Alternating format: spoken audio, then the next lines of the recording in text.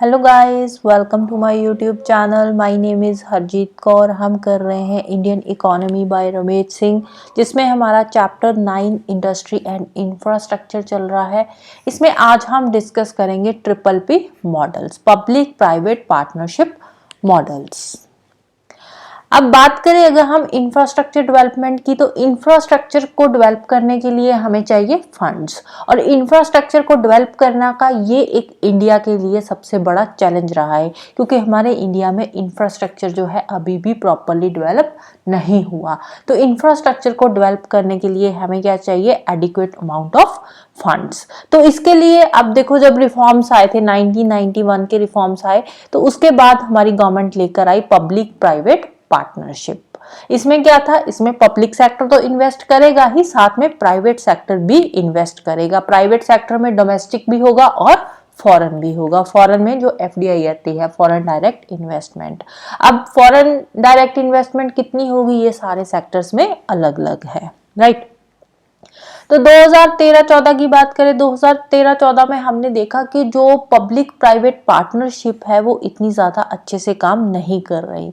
जो private sector है वो इतना ज़्यादा अट्रैक्ट नहीं कर रहा पब्लिक सेक्टर के साथ पार्टनरशिप करने के लिए। इसके बहुत सारे रीजंस थे, क्योंकि जो हमारे इनिशियली स्टार्टिंग के मॉडल्स थे हमारे पब्लिक प्राइवेट पार्टनरशिप के, वो इतने ज़्यादा वायबल नहीं थे। तो इसीलिए जो प्राइवेट सेक्टर था वो पब्लिक सेक्टर के साथ मिलकर काम करने के लिए राजी नहीं था, क्योंकि इतना ज्यादा उनको प्रॉफिट नहीं हो रहा था। जो प्राइवेट सेक्टर है वो प्रॉफिट के लिए काम कर रहा है। तो अगर प्राइवेट सेक्टर को प्रॉफिट नहीं होगा तो प्राइवेट सेक्टर जो है वो पार्टनरशिप क्यों करेगा? प्राइवेट सेक्टर पब्लिक सेक्टर के साथ वहीं पे पार्टनरशिप करेगा जहां पे उसको लगेगा कि प्रॉफिट हो रहा है। तो इसी के रिगार्डिंग अलग अलग मॉडल्स है पब्लिक प्राइवेट पार्टनरशिप को लेकर। तो एक एक करके हम इन मॉडल्स को डिस्कस करते हैं।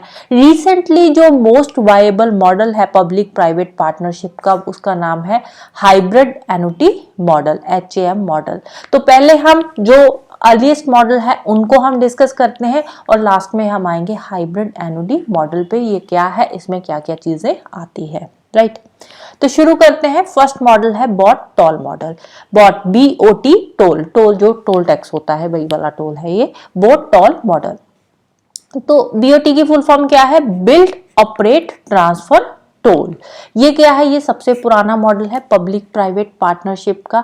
अब देखो, पहले ये जो पब्लिक प्राइवेट पार्टनरशिप थी ना, ये कहाँ पे थी? ये रोड इंफ्रास्ट्रक्चर के लिए इसको शुरू किया गया था। धीरे धीरे ये बाकी के सेक्टर्स में भी आ गई, राइट।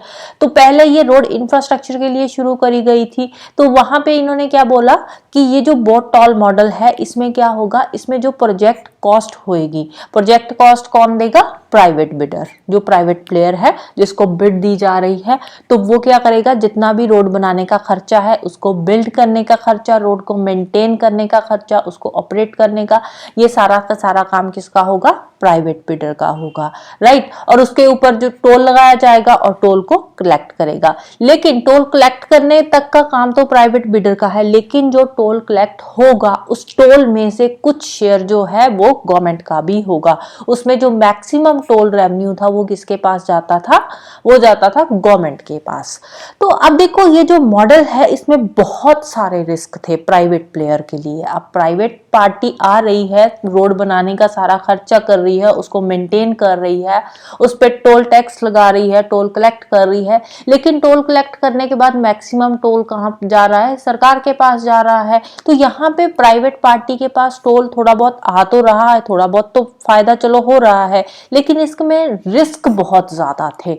रिस्क कैसे थे? लैंड से रिलेटेड रिस्क थे, लैंड एक्विजिशन से। अब देखो, सरकार ने तो बोल दिया कि रोड बनानी है, ठीक है। रोड कहाँ कहाँ से जाएगी? रोड हो सकता है किसी अर्बन एरिया से क्रॉस करके जा रही हो, या हो सकता है किसी एग्रीकल्चरल लैंड में से होकर जा रही हो। तो जहां से वो रोड बनानी है, निकल रही है, तो वहां से उसको एक्वायर तो करना पड़ेगा ना, लैंड एक्वायर करनी पड़ेगी। तो लैंड एक्विजिशन पे कई बार टाइम लग जाता था। फिर कंस्ट्रक्शन कॉस्ट बाय इन्फ्लेशन। अब होता क्या था, एक्विजिशन में कई बार बहुत सालों लग जाते थे। अब ऐसे तो है नहीं कि आज बोल दिया एग्रीकल्चरल लेबर, एग्रीकल्चरल लैंड है या फिर किसी अर्बन सिटी में से क्रॉस कर रही है, उनको हमने आज बोल दिया कल तक खाली कर दो, खाली हो जाएगी, ऐसा तो होगा नहीं। तो इसको टाइम लगेगा। सपोज कोई एग्रीकल्चरल लैंड है, उसमें एग्रीकल्चर की क्रॉप है, अब क्रॉप कि जब तक हार्वेस्टिंग नहीं होती तब तक वो लैंड खाली नहीं होएगी। तो इसी में ही 6-7 महीने निकल गए, उसके बाद वो लैंड खाली होगी। कई बार कुछ लोग क्या होते हैं, लैंड को लेकर कुछ लीगल इश्यूज ले आते हैं, तो जो केस होता है कोर्ट में चला जाता है, तो उस केस पे भी खर्चा आता है, जो लीगल प्रोसीजर होता है एक्वायर करने का उस पे भी खर्चा आता है, उसमें डिले भी हो जाता है। अब जब प्रोजेक्ट डिले होगा तो उसमें इन्फ्लेशन आ जाएगी।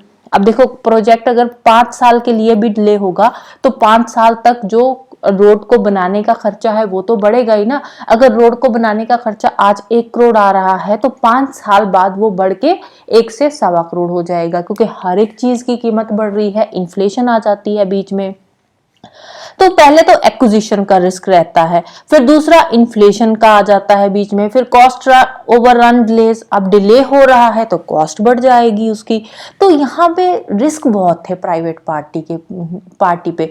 तो इसीलिए ये जो मॉडल था ये इतना सक्सेसफुल नहीं हुआ।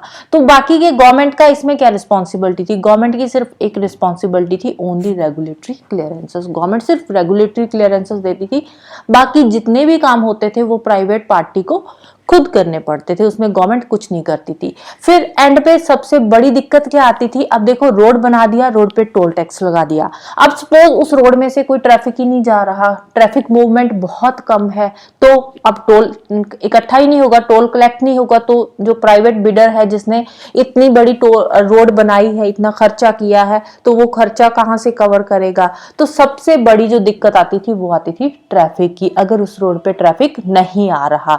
तो इस तरह से ये वाला जो मॉडल था ये इकोनॉमिकली अनवायबल था, क्योंकि प्राइवेट पार्टी को इसमें रिस्क बहुत ज्यादा थे, राइट। फिर नेक्स्ट मॉडल आया बॉट एन्युटी मॉडल। अब पहले बॉट टॉल मॉडल आया, उसमें देखा उसमें रिस्क बहुत ज्यादा थे, तो ज्यादा प्राइवेट पार्टीज अट्रैक्ट नहीं होती थी, ज्यादा कोई प्राइवेट पार्टी उसमें इंटरेस्टेड थी नहीं। तो उसी की को इम्प्रूव करने के बाद हमारी सरकार लेकर आई बॉट एन्युटी मॉडल। इसमें क्या था? इसमें प्राइवेट कंपनी रोड बनाएगी, रोड प्रोजेक्ट का काम प्राइवेट कंपनी को दिया जाएगा। इसमें रिस्क थोड़ा सा कम कर दिया प्राइवेट प्लेयर का।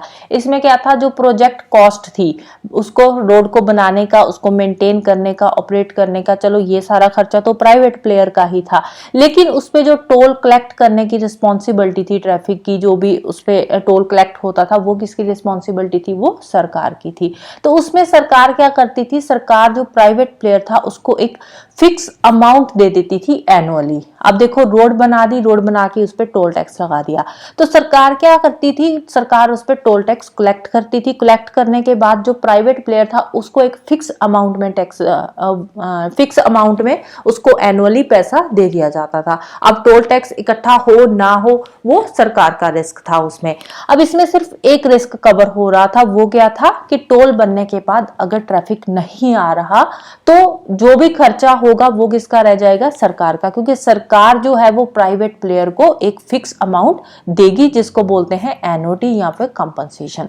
क्योंकि एनुअली जब रोड बन के चालू हो गया, उस पर ट्रैफिक जा रहा है, उस पे ट्रैफिक के बाद जो टोल टैक्स इकट्ठा करना है वो सरकार इकट्ठा कर रही है। टोल टैक्स ज्यादा आए कम आए वो सरकार की सिरदर्दी है, लेकिन सरकार एनुअली एक फिक्स अमाउंट प्राइवेट प्लेयर को एज ए कंपनसेशन और you can say as a annuity उसको देगी ही देगी। तो इसमें क्या होता था? इसमें जो प्राइवेट पार्टी जो मिनिमम एनओटी डिमांड करती थी उसको ये प्रोजेक्ट दे दिया जाता था, राइट। क्योंकि इसमें जो टोल कलेक्शन की रिस्पॉन्सिबिलिटी थी वो गवर्नमेंट की थी। तो इसमें क्या था? इसमें अब देखो, इसमें एक रिस्क तो कम हो गया ट्रैफिक का, लेकिन बाकी के रिस्क तो अभी भी यहाँ पे इन्वॉल्व है ना। बाकी के कौन से रिस्क?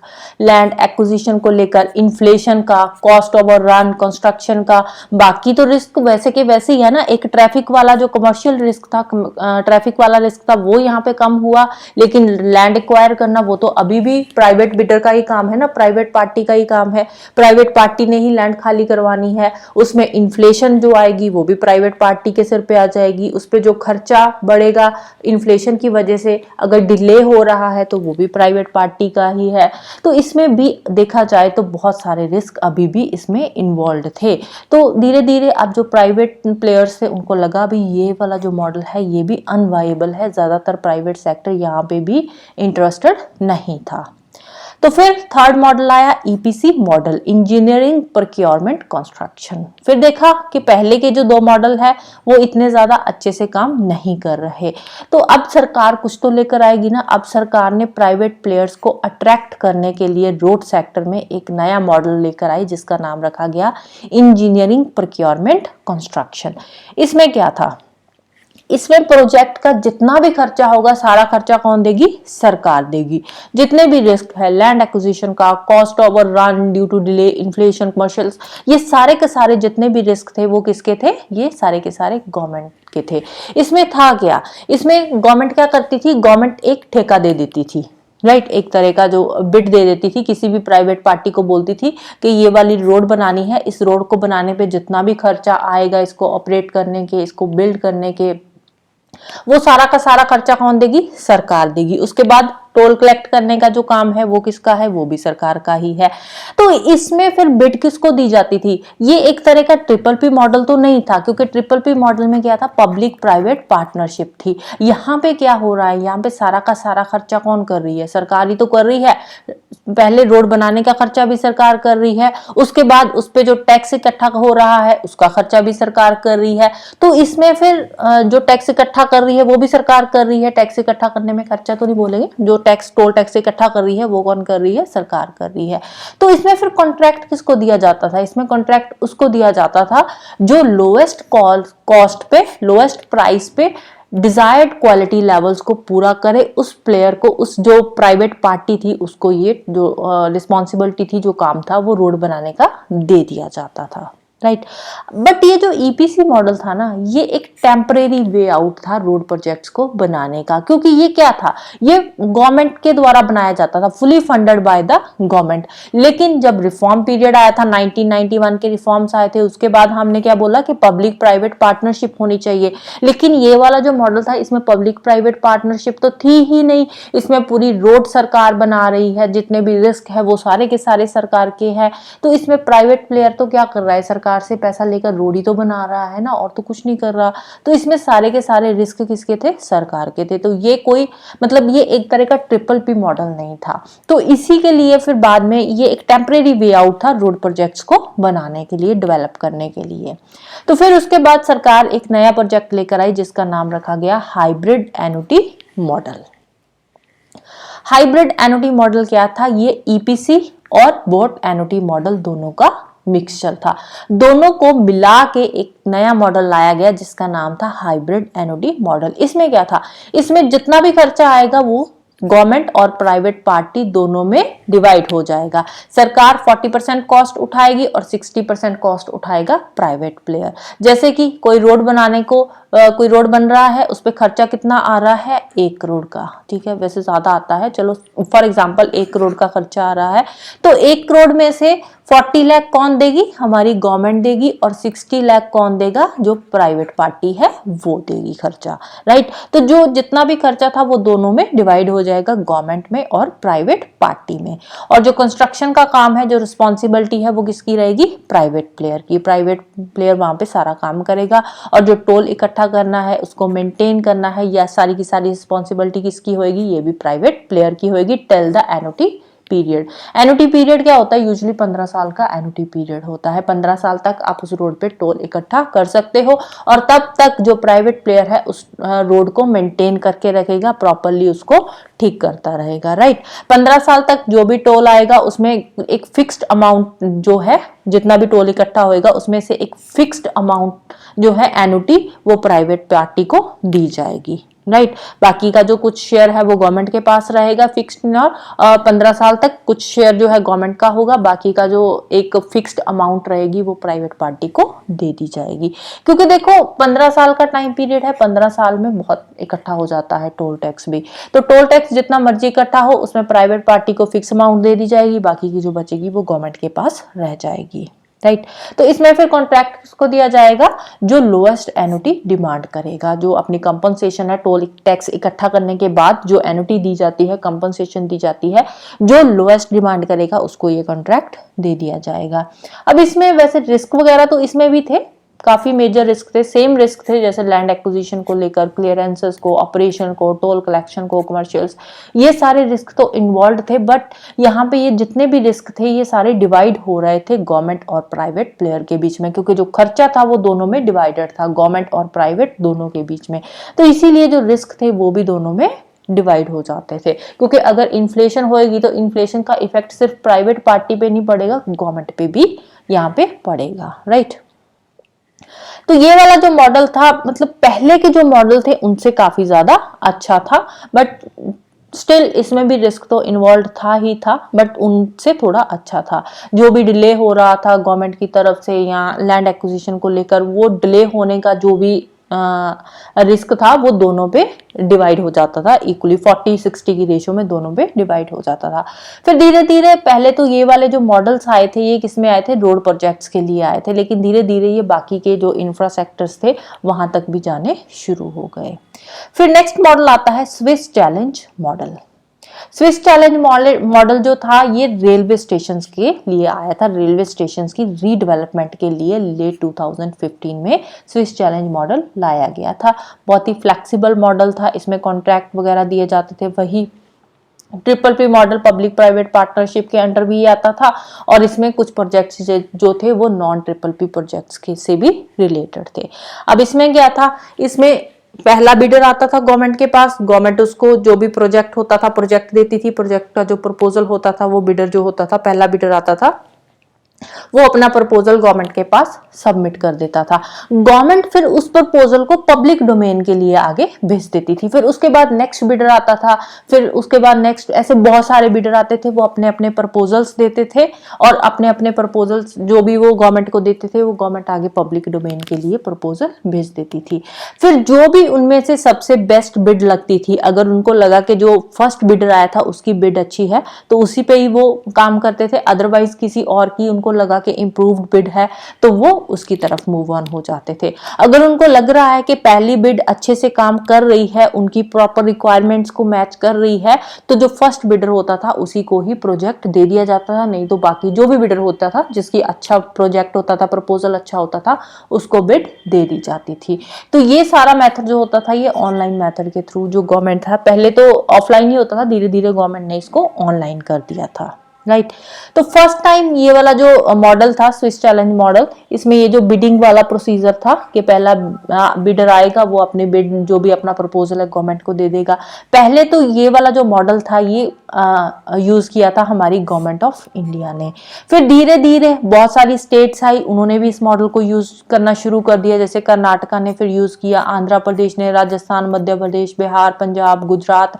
रोड प्रोजेक्ट्स के लिए भी यूज किया गया, हाउसिंग प्रोजेक्ट्स के लिए भी इस मॉडल को यूज किया गया। फिर 2009 तक आते आते सुप्रीम कोर्ट ने इस मॉडल को प्रॉपर अप्रूवल दे दिया था कॉन्ट्रैक्ट लेने के लिए, राइट। फिर नेक्स्ट आता है triple P models for other sectors. अब पहले क्या था, जो पब्लिक प्राइवेट पार्टनरशिप होती थी वो रोड प्रोजेक्ट्स के लिए होती थी, फिर धीरे धीरे ये बाकी प्रोजेक्ट्स में भी आ गई। रोड प्रोजेक्ट्स के साथ साथ इंफ्रास्ट्रक्चर सेक्टर में, एजुकेशन सेक्टर को भी तो हमें अच्छा आगे करना है ना, आगे लेकर आना है। हेल्थ केयर सेक्टर में भी ट्रिपल पी मॉडल आ गया, इवन के एग्रीकल्चर सेक्टर में भी ट्रिपल पी मॉडल जो था आ गया। और धीरे धीरे स्मार्ट सिटीज स्कीम जो आई थी, हमने पिछली वीडियो में ही इसके बारे में डिस्कस किया था, तो स्मार्ट सिटी स्कीम जो आई थी उसमें भी ट्रिपल मॉडल धीरे धीरे आना शुरू हो गया, राइट। फिर नेक्स्ट आता है PPPP, 4 टाइम्स P मॉडल। अब 4 टाइम्स P इसकी फुल फॉर्म क्या है, public private people partnership. Usually ये वाला जो मॉडल है इसको यूज किया जाता है एग्रीकल्चर सेक्टर के लिए, इरिगेशन डेवलपमेंट के लिए। 1974 में एक स्कीम आई थी कमांड एरिया डेवलपमेंट प्रोग्राम, 2004 में इसका नाम बदल के रख दिया गया command area development and watershed management programme. इसमें क्या था, इसमें जो वाटर चैनल्स बनाए जाते हैं इरिगेशन के लिए, ड्रेन्स बनाई जाती है, उसमें पब्लिक तो पब्लिक सेक्टर तो आएगा ही, प्राइवेट सेक्टर भी आएगा, लेकिन साथ ही साथ इसमें फार्मर्स की कंट्रीब्यूशन भी होगी, इंडिविजुअल फाइनेंशियल कंट्रीब्यूशन भी होगी, लोगों का कंट्रीब्यूशन भी होगा। इसीलिए इसका नाम रखा गया था public private people partnership, right. तो फ्यूचर में और भी ऐसे बहुत सारे प्रोजेक्ट्स आएंगे, अलग अलग प्रोजेक्ट्स, जैसे जैसे पिछले प्रोजेक्ट्स में उनको लग रहा है कि कुछ खामियां हैं, उन खामियां को दूर करते हैं और नए प्रोजेक्ट्स लेकर आते हैं। तो धीरे धीरे और प्रोजेक्ट्स भी फ्यूचर में आएंगे, जिसमें local bodies, urban rural bodies वो भी इन्वॉल्व होएगी, और सोशल और इकोनॉमिक इंफ्रास्ट्रक्चर की डेवलपमेंट में ये जो प्रोजेक्ट्स है आगे काम करेंगे, right. So this is all about today. तो जाने से पहले वीडियो को लाइक कर देना, शेयर कर देना और चैनल को सब्सक्राइब कर लेना। Thank you, bye bye and have a nice day.